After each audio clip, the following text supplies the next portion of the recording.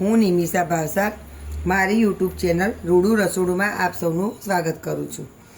હવે ચોમાસામાં આપણે મકાઈ લાવીએ, અમેરિકન મકાઈ અને દેશી મકાઈ બંને સરસ મળતી હોય તો આપણે લાવીએ, પણ તમે બાફીને ખાઓ કે શેકીને ખાઓ। હવે આગળ મેં કોર્નનું બાઉલ ને બધું બનાવી અને તમને બતાવ્યું હતું, પણ આજે આપણે કોર્ન સમોસા બનાવીશું। તો એના માટે જોઈશે મેદો। મેં ઘઉંનો લોટ પણ લઈ શકાય, પણ મેં આજે મેદો લીધું। મેદાથી ઉપરના પડનું રિઝલ્ટ સારું મળે એટલા માટે।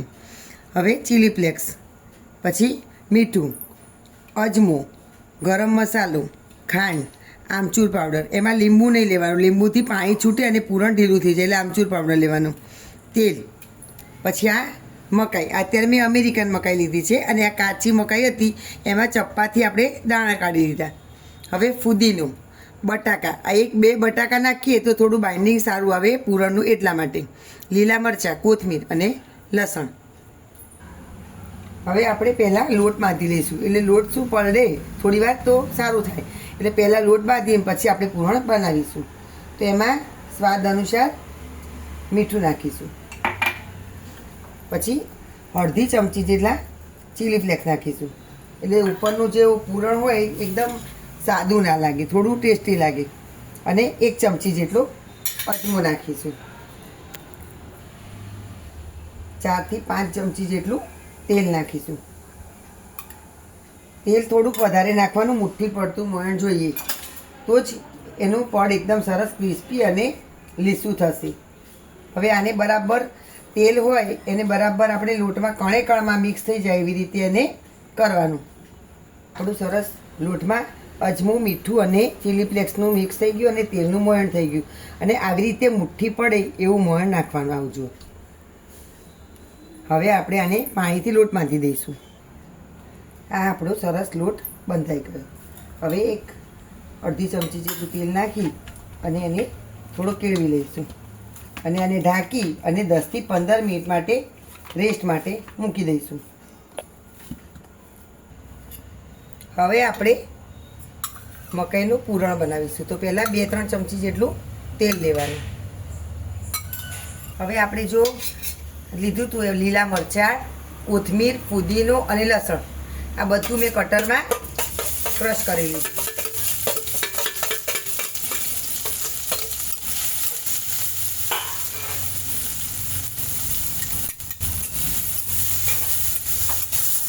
હવે આ બધું તેલમાં 2 મિનિટ માટે સાંતળીશું, એટલે લસણની કચાશ હોય જે એ થોડીક નીકળી જાય।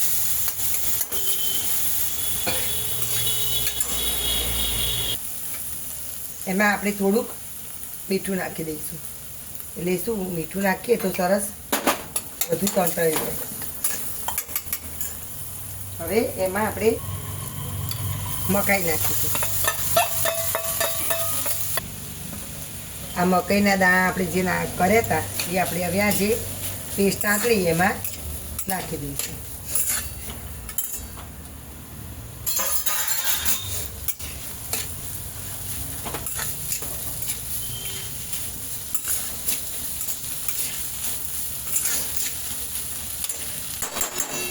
હવે મસાલા કરીશું। આને ઢાંકી અને આપણે 10 મિનિટ માટે સરસ મિક્સ થવા દઈશું લસણની અને કોથમીરની બધી પેસ્ટમાં। પછી આપણે મસાલો કરીશું, આપણે એકદમ એને ચડવા દઈશું મકાઈને। હવે અડધી ચમચી જેટલો ગરમ મસાલો, અડધી ચમચી જેટલો આમચૂર પાવડર નાખવાનો, અને 1 થી 1.5 ચમચી જેટલી ખાંડ નાખવાની। હવે આ બધું આપણે મિક્સ કરી લઈશું।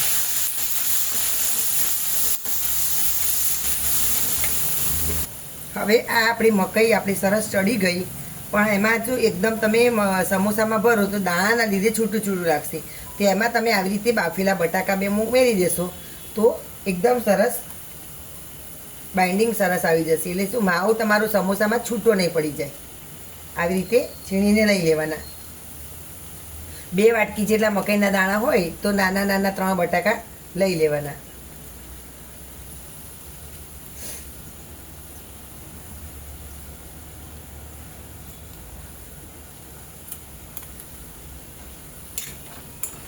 હવે આપણે અંદર બટાકું છીણી લીધું એ આપણે બરાબર સરસ મિક્સ કરી લઈશું, એટલે ખાંડનું પાણી પણ જે થયું હોય એ બળી જાય અને એને સરસ બધું મિક્સ કરી લઈએ. હવે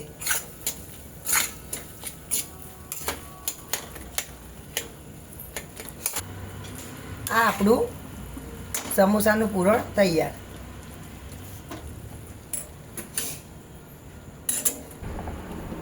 સમોસાની પૂરી વણી લઈશું.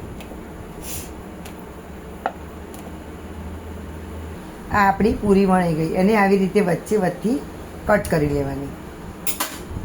હવે એને આવી રીતે કરી અને કોન જેવો શેપ આપવાનો. એમાં આપણે પૂરણ ભરીશું. આમાં થોડુંક દબાવી અને સરસ પૂરણ ભરી લેવાનું. પછી એને આવી રીતે દબાવી અને સીલ કરી દેવાનું. જો ના થાય તો સહેજ પાણીવાળો હાથ કરવાનો, મેદો છે એટલે થઈ જશે. આ આપણો સરસ સમોસો તૈયાર. ત્યાં સમોસા બનાવી અને પછી આપણે ફ્રાય કરીશું.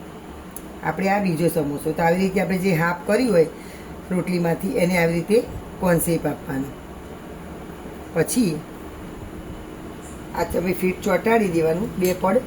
પછી હવે આપણે પૂરણ ભરવાનું. આના પરોઠા પણ થઈ શકે.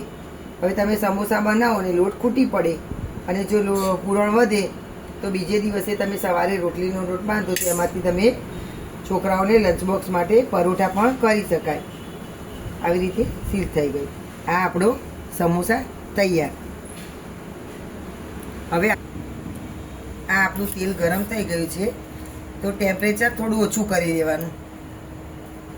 આપણે હવે ધીમે રહીને સમોસા અંદર મૂકી દઈશું.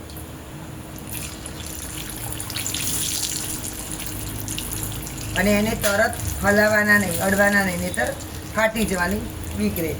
એટલે બે મિનિટ જેવું થાય થોડુંક એમ લાગે કે થઈ ગયું છે.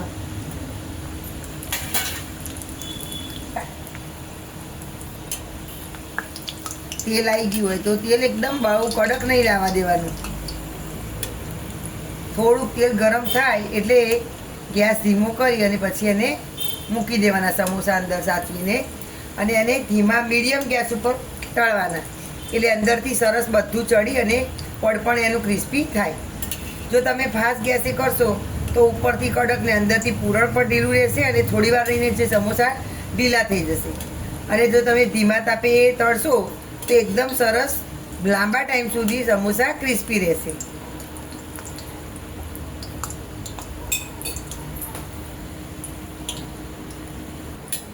આ આપણા સમોસા સરસ તળાઈ ગયા છે. એકદમ ક્રિસ્પી અને ગોલ્ડન બ્રાઉન સરસ થઈ ગયા છે. હવે આને આપણે આ આપણા કોર્ન સમોસા તૈયાર. આ કેચઅપ જોડે પણ સારા લાગે, પણ આ ગળી ચટણી જોડે વધારે સારા લાગે. અને આ ચટણીની રેસીપી મેં અગાઉ તમને બતાવી છે. તો આ મારી આ વાનગી પસંદ આવી હોય તો મારી યુટ્યુબ ચેનલ રૂડું રસોડુંને સબસ્ક્રાઈબ કરશો, બેલ આઇકોન પર પ્રેસ કરશો. તમારા ફ્રેન્ડ સાથે શેર કરવાનું ભૂલતા નહીં. અને બનાવો તો કોમેન્ટમાં કહેજો કે કેવી બની.